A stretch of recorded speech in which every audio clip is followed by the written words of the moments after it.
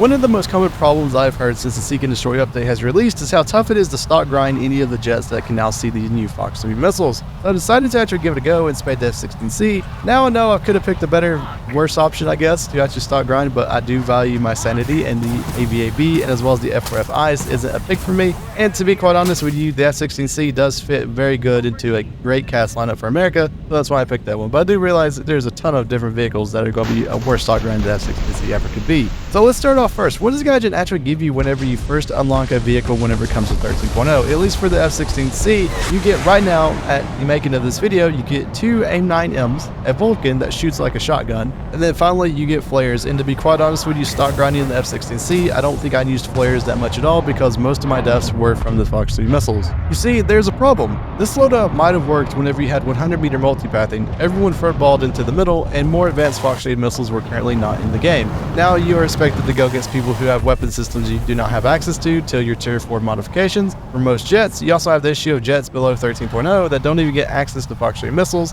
That's a whole nother problem that probably needs to be addressed at some point with BR decreases and BR changes, and then also decompression, but that's the problem for later in War Thunder's history, I guess. What also really kind of sucks is that you no longer have counters that you're actually able to use in the past, like the 100-meter multipathing, and then also you have stock flares, but flares are pretty much useless against the new Fox 3 missiles, so you don't have chaff. You have to unlock it, which for a lot of the time, you're going to be spending your first like 5 games trying to unlock chaff, and that is just terrible because you're not able to defend yourself at all from these missiles. Maybe yes, you can notch it, maybe yes, you can out energy these missiles if you're at a range, but as soon as you're in the kill zone within 10 kilometers, there's very much nothing you can do against these new Fox 3 missiles. So the number one thing that I really tried to do when I was stock and I was grinding this vehicle out is I tried to just stay alive. That was my main goal within this aircraft, is just try to stay low, try to use the terrain like mountains and use the pillars on the rocky pillars, for example, to just hide from the enemy radars, because if they're not locking me and they're not able to see me, maybe I'm able to sneak through, maybe I'm able to get into AIM-9 range and actually get some kills. It worked pretty well most of the time.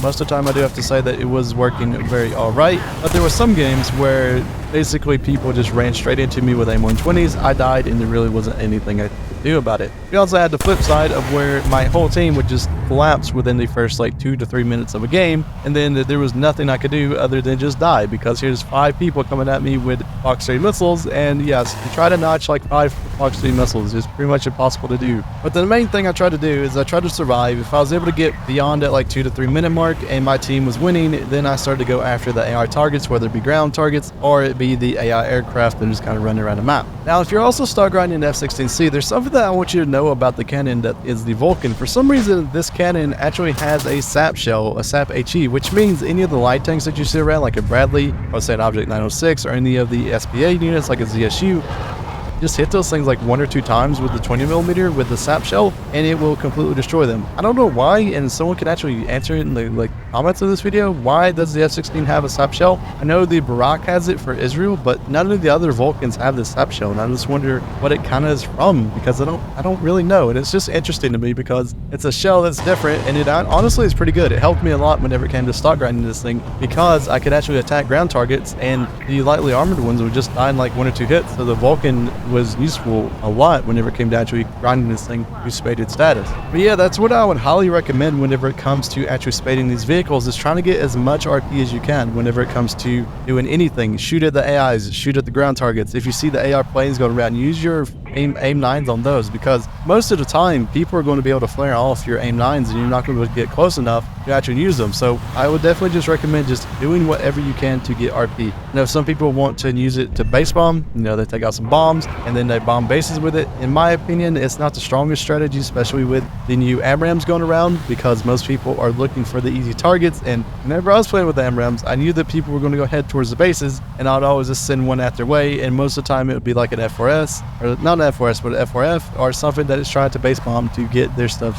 stock and do spaded. So definitely I would say it's okay to do it. Like, I've seen some people get to the bases, but with the new meta, people with the AMRAAMs are just going to outspeed you, and they're going to get to a higher position than you can get to, and yeah, you're just going to get whacked by one if you're trying to base bomb the majority of the time. But most of the time, if I'd have to recommend a playstyle to spade most of these vehicles, is to stay hidden, stay away from people, stay away from spotting ranges of people, and then once you see what team is winning, if it's your team, that's a good thing. That means you can attack AI, it means you can go in and try to get like kills on people who are like stragglers, But yeah, the main thing I really want to hit on the head right now is that the grind for top tier equipment within War Thunder is not that rewarding. You're more rewarded for this gene stuff and getting the conveniences of just using real money to then surpass the struggle that is, like, for example, within ground forces. If you're rank 7, you have a stock EDFS. You can pay like, I believe, like $2 or $3 and get a rank 1 APFSDS for most tanks, and then you're just in a way better position than if you didn't. The same thing is for air now, where you have these new AMRAAMs or you have these new Fox 3 missiles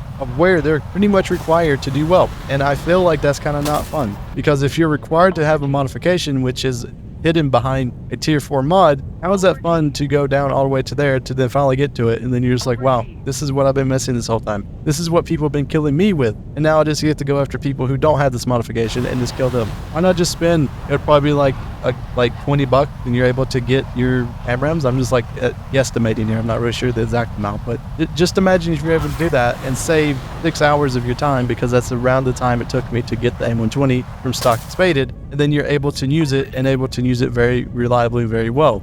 I mean, it's time to throw in the big Gaijin conspiracy theory hat on right now, but the real reason they want to do this is because it's a free-to-play game, and they know people will pay for convenience. Like, this is a pretty much known thing about free-to-play games now, and it's really tiring that we're going to have like 3 months of this. Like, this is my prediction. We're going to have 3 to 6 months of this stock grind being completely garbage, and then one day they're just going to be like, okay, so we realize the stock grind is garbage, here's some BR changes, here's some decompression, then here the new rank 9 aircraft is going to have stock flare and chaff. Then also the rank 9 aircraft will have stock AMRAAMs and stock Fox 3s, and it only have 2 of them, just like the AIM-9M. So that's what's going to happen. There's going to be a new rank coming to War Thunder pretty soon, because as you know, whenever it comes to this, we have vehicles already at rank 8, like the F-20A, and then recently added with the MiG-21 Bison, which are rank 8. And rank 8 is the top of War Thunder right now, and most of the time when they have premiums like that, they're preparing to introduce a new rank within the game. So that's my prediction for that.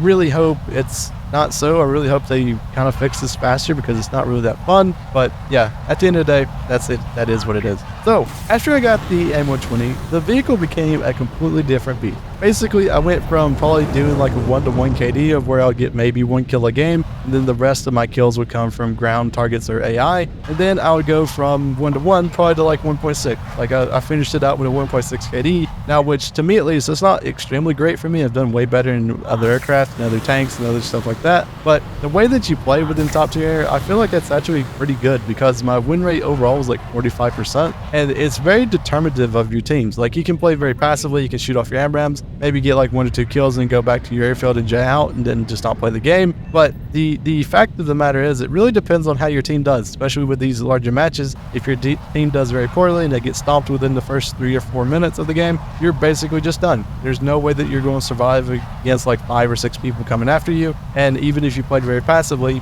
you might not even make it back to your airfield before they shoot AMRAAMs at you and then kill you. So honestly, it's not the funnest thing whenever your team does very poorly, and I know a lot of people have been saying they want smaller teams. I did try the smaller team thing. Now, I'm kind of biased against it because I didn't really get many games of it. I maybe got like 2 or 3 games of the smaller team matches, but I had one game that was a smaller team game. I believe it was like a 12 versus 12. Maybe it was a 10 versus 10. I can't exactly remember, but it lasted about 3 minutes. The whole game lasted 3 minutes. I didn't even have time to go kill an AI aircraft to get to a position to where I can actually get RP, because the enemies were completely gone within the first 3 minutes of a game, which is insanity to me. Like, these matches at top tier are extremely quick, and if you're not quick enough to get any RP, there might be some matches where you just don't kill anything because the game is just ended, because no one decided to go like space climb and go to the edge of the map and kind of prolong the game. So yeah, it's one of those things. I feel like there's a lot of things that can be a benefit from having these smaller matches. Like, for example, you don't have to worry about as many missiles and you don't have to worry about as many players, but then also it can be very much abused by people running squads because this is a huge thing. Okay, so in ARD, for some reason, Gaijin has never made a hard rule of where squads have to face another squad. So you can have games where one side has squads on their team, and then the other side is completely random players. That's a problem, and it really needs to be fixed if they really want to go through this new thing of having a new matchmaker whenever it's smaller matches. Because, for example, if you want 8 versus 8, you will have games where there's a squad on an enemy team. That's 4 people out of the 8 people that can possibly be on a team. And do you not think with the amount of missiles there is in this game and communication when it comes to Discord and whenever it comes to everything like that, that they can just completely win matches? Because how hard is it to win a game whenever you have 4 people communicating? It's not that hard at all. And it's one of those things that really needs to be hit on the head whenever it comes to that. But yeah, after I got the AMRAAMs, I just basically use the same playstyle everyone else does, of where I just space climb to space, shoot off my AMRAAMs, get above everybody, get around everybody so they can't lock me with their own radars, and then majority of the time got like 2 or 3 kills per game because it was just that easy. Like that's the biggest thing to know about this. This is not really a skillful thing because it's just button pressing at the end of the day. You just go up, you get to like 10,000 meters up, and then you just fire off your AMRAAMs, and then they should go get a kill. And it's, to me at least, it's one of the funniest things in the world, because whenever I view this, I'm just like, man, I would never want to be a fighter pilot, because there's just so many unknowns and so much stuff that can just randomly kill you nowadays. It would not be fun. And I know there's like very much training that these people get, but I would really not like that there's just missiles that can just completely destroy me and there's nothing I can do about it. That just seems not fun to me.